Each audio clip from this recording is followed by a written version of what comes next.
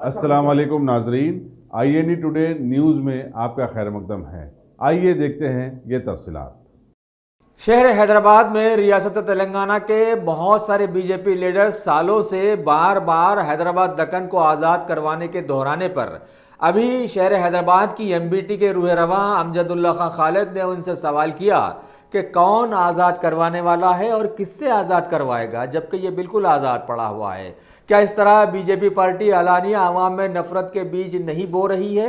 इन्होंने बीजेपी के कम पढ़े लिखे लोगों को मशवरा दिया कि वो तारीख की तालीम पहले हासिल करें, क्योंकि दिल में और मन में जो आया कहने वालों को जाहिली कहा जाता है। हैदराबाद दक्कन के निज़ाम ने आज़ादी के बाद इंडियन यूनियन में इसको जम कर दिया था, फिर भी RSS के फिरका परस्तों ने यहाँ कत्ले आम का बाजार गर्म करके रख दिया और रजाकारों के नाम पर अपनी ताकत का गलत इस्तेमाल किया और अब भी ऐसा कर रहे हैं। इन्होंने बीजेपी लीडर से सवाल किया कि ऐसे बड़े कत्ले आम के बाद भी क्या फिरका परस्तों का दिल नहीं भरा, जबकि ऐसा करने वालों को भी अपनी जिंदगियों में ज्यादा सुख नहीं मिल सका और उनका अंजाम सारे समाज के सामने रहा है।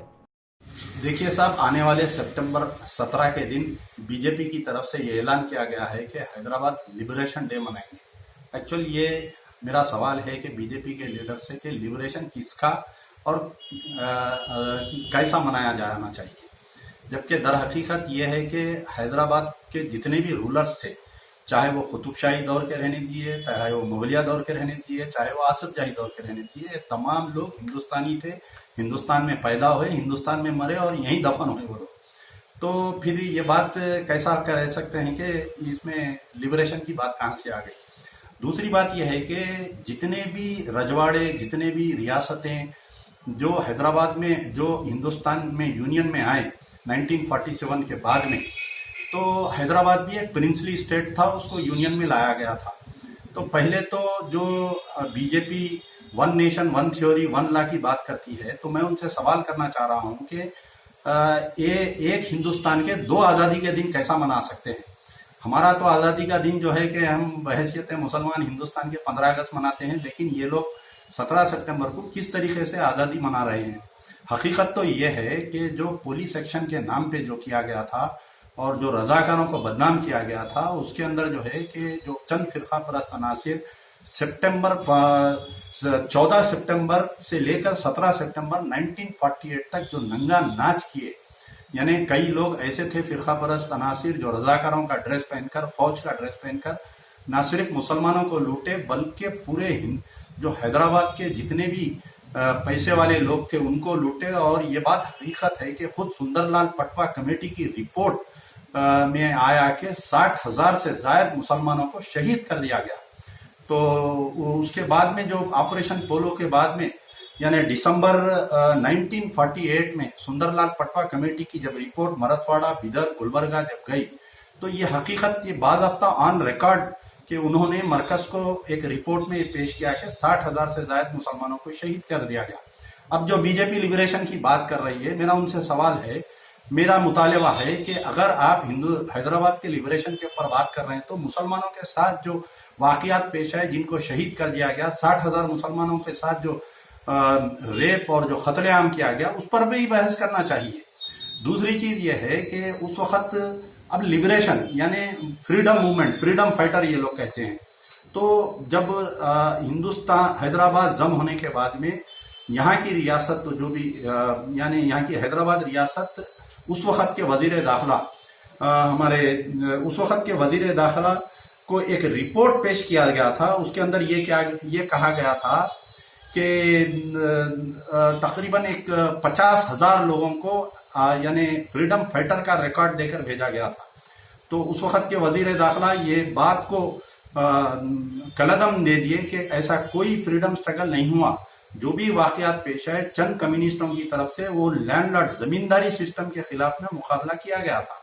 तो ये रिपोर्ट को भी इस लिस्ट को मानने से उन्होंने इनकार कर दिया। अब दूसरी चीज ये है कि हिंदुस्तान आजाद होने के बाद में 1962 में एक रिपोर्ट तैयार की गई थी। उसके अंदर ये वाजे किया गया था कि जो निजाम में मुलाजिमत में थे, तो उनकी मुलाजिमत जाने के बाद में 28% जो मुसलमान रिक्शा पुलर थे उनसे जब बयान लिया गया तो ये बताया गया कि ये लोग साबिका निजाम में मुलाजिमत थे। तो यानी सबकी मुलाजिमत चले गई। 60 से 70% मुलाजिमत थी मुसलमानों की निजाम रियासत में। जब जम होने के बाद में हिंदुस्तान आजाद हुआ तो सारों की मुलाजिमत चले गई। फिर एक रिपोर्ट आई थी कि इस रिपोर्ट में ये जब पीवी नरसिम्हा राव पहली मर्तबा जब आंध्र प्रदेश के चीफ मिनिस्टर बने, उन्होंने इंदिरा गांधी को एक रिपोर्ट पेश की थी कि तकरीबन 20,000 से ज्यादा फ्रीडम फाइटर्स जिन्होंने निजाम के खिलाफ में लड़ा है, पहली मर्तबा कांग्रेस के दौर में जो है उनको मान्यता दी गई और उनके बाज़ाफ्ता गवर्नमेंट ऑफ इंडिया से लिस्ट रिलीज की गई। फिर बाद में जो है यूपीए 1 की गवर्नमेंट में जिस वक्त 2005 में यानी 13 जनवरी 2005 को 4,500 आदमी को फ्रीडम फाइटर मानते हुए उनको बाज़ाफ्ता सेंटर से तनख्वाहें दी गई। तो ये बात ये रही कि आज़ादी के बाद में यानी हैदराबाद में जो पेनिनसुलर स्टेट था इंडियन यूनियन में मिलने के बाद में सिर्फ और सिर्फ मुसलमानों की तबाही हुई।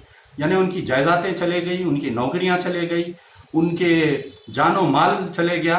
तो जब बीजेपी के मौजूदा लीडर से मेरी अपील है, चाहे वो अमित शाह रहने दीजिए, चाहे वो कोई और रहने दीजिए, रियासत तेलंगाना के बीजेपी के लीडर्स रहने दीजिए, हमारा मुतालिबा है कि किसी भी सरकार ने, मरकजी सरकार या रियासती सरकार ने, वो जो जुल्म हुआ मुसलमानों को यानी ऑपरेशन पोलो के नाम पर, वो जुल्म के खिलाफ में किसी ने माफी नहीं मांगी। अगर बीजेपी लिबरेशन मनाना चाहती है तो सबसे पहले मुसलमानों के ऊपर जो जुल्म किया गया था ऑपरेशन पोलो के नाम पे, उससे माफी मांगनी चाहिए। और दूसरी चीज ये है कि बीजेपी की जो यानी आप देखिए कि रियासत महाराष्ट्र में भी बीजेपी की हुकूमत कई बार आई आजादी के बाद से, और कर्नाटक में भी आई। हैदराबाद का कुछ हिस्सा जो है महाराष्ट्र में है और कुछ हिस्सा जो है आपके कर्नाटक में है। वहां पर हुकूमत में रहते हुए बीजेपी को लिबरेशन डे याद नहीं आया। आज तेलंगाना में लिबरेशन डे नाजुक मसला है, इसको छेड़कर ये लोग जो है यानी इसको हिंदू मुस्लिम इश्यू बनाना चाह रहे हैं। ना तो निजाम के खिलाफ में जो मुहिम चलाई गई थी वो हिंदू मुस्लिम था, ना तो हैदराबाद का जमीन जो इंडियन यूनियन में किया गया था वो ना कोई हिंदू मुस्लिम मसला था कि एक रियासत। कई रजवाड़े एतराज किए थे जब इंडियन यूनियन में आने के लिए, बाद में वो लोग आए। तो उस वक्त के जो वजीर दाखिला थे हमारे सरदार वल्लभ भाई पटेल, खुद ये कहे थे कि ऐसा कोई लिबरेशन नहीं हुआ। तो जो बीजेपी सरदार वल्लभ भाई पटेल को अपना मानती है तो उनकी बात को भी यकीन करना चाहिए और इस लिबरेशन डे से गुरेज करना चाहिए। अगर आपने हमारे चैनल को सब्सक्राइब नहीं किया है तो आपको यहाँ सब्सक्राइब बटन दिख रहा है, उसे क्लिक करिए और सब्सक्राइब कीजिए और साथ ही साथ बेल आइकॉन को भी क्लिक करिएगा जिससे कि आपको ताज़ा अपडेट मिलते रहें।